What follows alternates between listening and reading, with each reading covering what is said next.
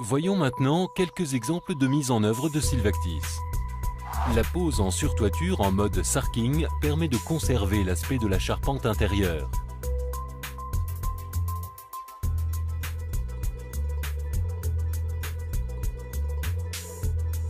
Une volige est installée sur les chevrons. Agrafez le pare-vapeur sur la volige en commençant par le bas de la toiture. Aux jonctions, superposez les lais sur 15 cm au moins et utilisez du mastic ou une bande adhésive pour réaliser l'étanchéité à l'eau et à l'air. Bien maroufler les jonctions.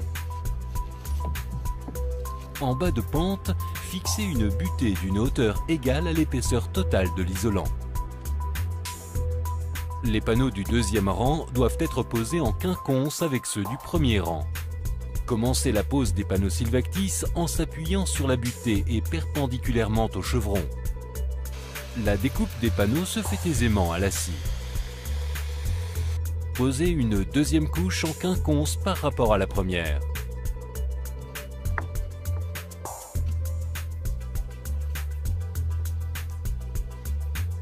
Bien serrer les panneaux les uns contre les autres.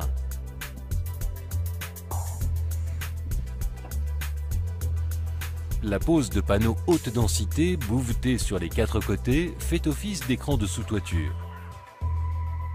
Commencez par le bas en vissant les panneaux sur la butée.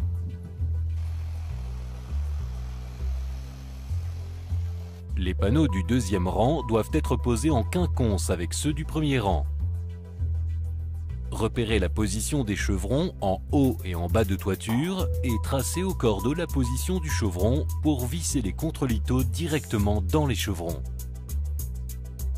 À partir du bas de pente, placez une vis tous les 70 cm maximum et à 10 cm de chaque extrémité des contrelattes. La première vis, au droit du larmier, doit être percée perpendiculairement à la toiture.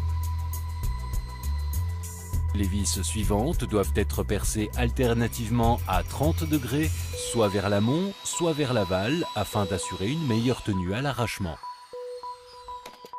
Terminez par la pose de la couverture.